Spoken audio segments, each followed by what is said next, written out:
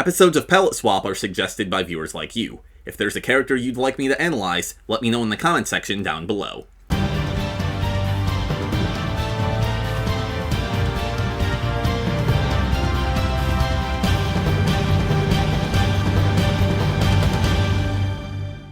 Good morrow everyone, Silvershire here, and welcome back to Palette Swap, where I rank the costumes and character designs of your favorite fighting games. And by your favorite fighting games, I really do mean your favorite fighting games because I've never played Guilty Gear.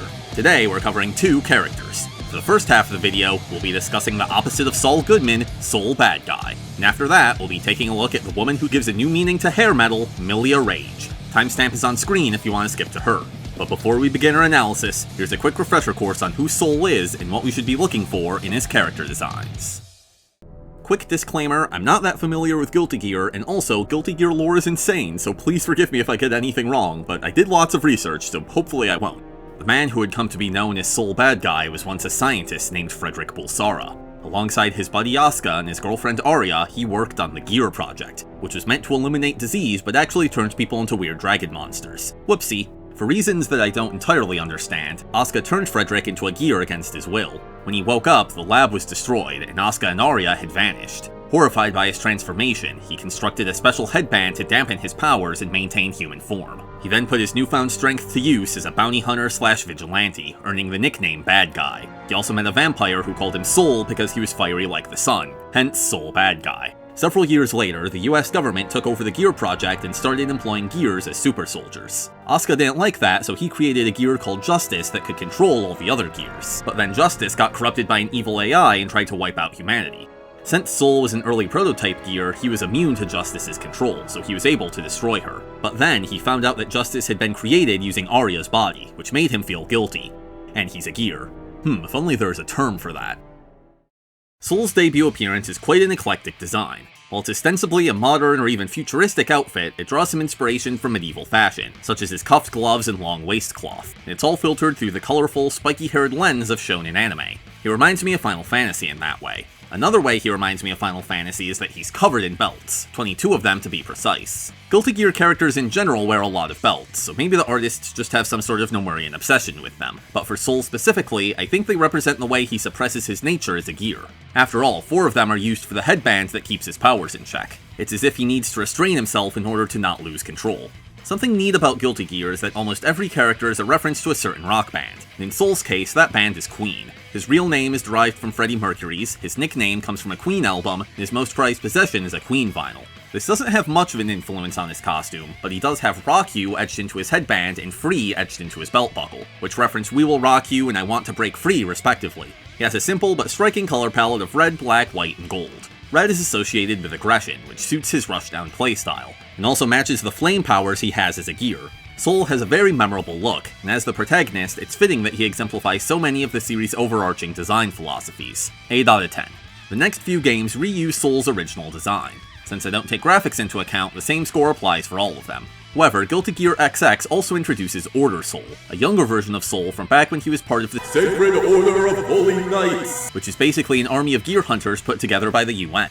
For the most part, his costume is a palette swap of Kai Kisuke's, which makes sense because that's the Sacred Order of Holy Knights uniform. However, he still has his trademark headband and belt buckle.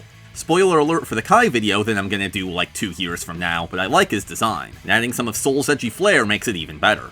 The combination of a formal, clean-cut uniform with wild hair and homemade accessories creates an interesting dichotomy. I would have liked to see something to indicate the passage of time, because as is, this just looks like Sol in a different outfit, not Sol from the past.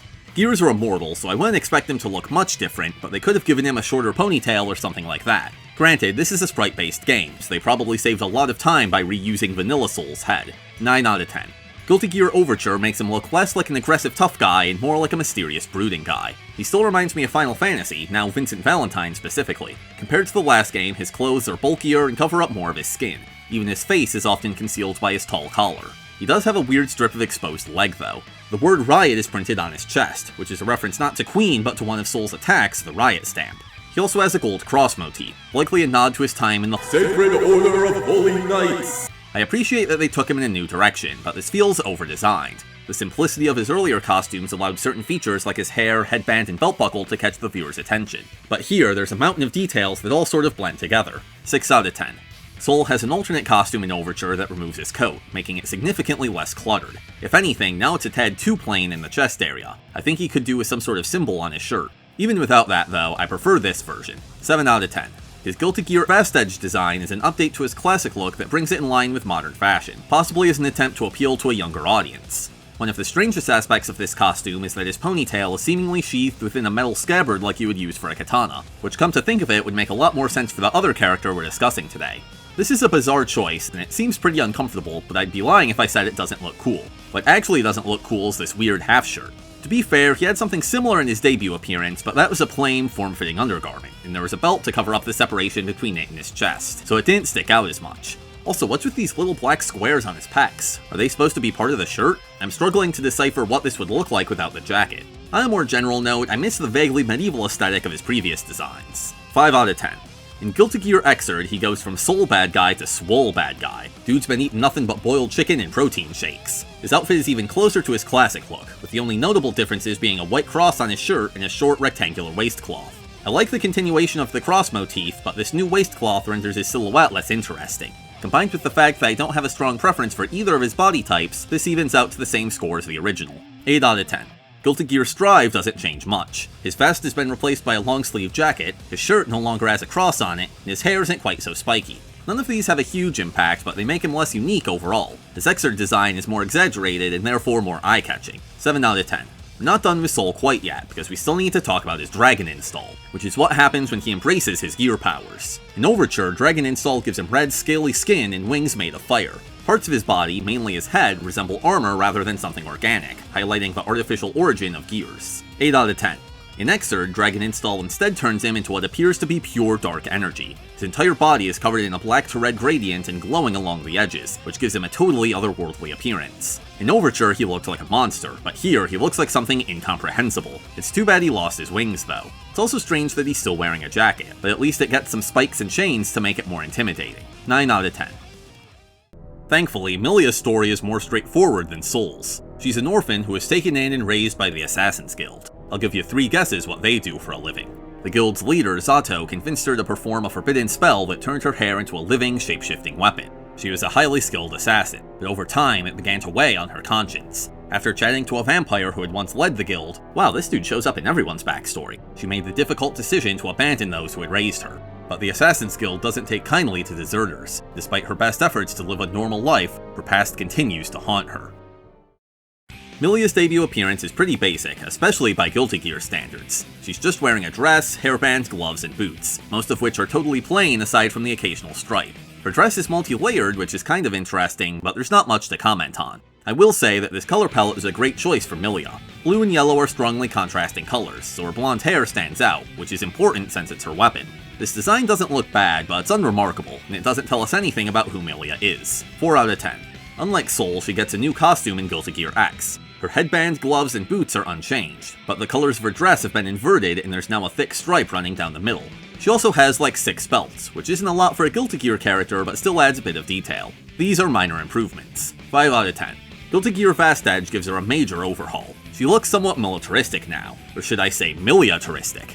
No, I shouldn't, that's terrible. The most notable addition to her outfit is a tall pillbox hat, which finally gives her a unique, recognizable accessory. It's just one example of the rectangular shape language that dominates her design. Rectangles are seen as strong and unflinching, which reflects her stoic and detached demeanor. But more important than any of the changes made to her clothes is the change made to her hair. In previous games, when she wasn't actively using it, it was just in a long, loose ponytail. But now, it defaults to a curved blade. Even if you know nothing about Millia, this clues you in that her hair is unusual and probably dangerous. I'm not a fan of how little color there is in this design, but that doesn't hold it back too much. 7 out of 10. Guilty Gear Xrd iterates on her previous design. To anyone who didn't play Fast Edge, which is probably a lot of people since it was exclusive to a defunct Japanese gambling machine, must have been quite surprising that Millia went from her X look to this. The most obvious change is her color palette, which is now orange and black, the exact opposite of blue and white. It looks good, but her blonde hair doesn't stand out nearly as much. Aside from that, she also has what appears to be a license plate on her head. It reads Z12813, referencing her master Zato, his birthday January 28, and the number of years it's been since his death, 13. This shows that despite her falling out with the Assassin's Guild, she still cares for Zato. 8 out of 10. Guilty Gear Strive maintains her silhouette from the past 2 games, but makes some significant adjustments. Her Her pillbox hat has been replaced by a furushanka, making this the only costume to acknowledge her Russian heritage. Along with the fact that she's wearing a trench coat and scarf, it seems this outfit was meant for a colder environment, which lends it a unique identity. She still has some orange and yellow accents, but the bulk of her palette is brown, so her hair stands out once again. It also helps that her hair is more of a strawberry blonde than pure yellow in this game. 10 out of 10. And with that, we have ranked every single Sol and Millia costume. They sort of followed opposite trajectories. Sol started out strong but never really improved, whereas Millia had a weak first outing but consistently got better over time. Well, that's just my opinion, so what do you think? Let me know in the comment section down below if you agree or disagree with any of my rankings. Also, let me know which character you'd like to see next. For episode 34, we'll finally be discussing Lizard Man from Soulcalibur, as requested by Rocket Chick Art. In the meantime, thank you so much for watching, I hope you enjoyed, and until next time, I bid thee farewell.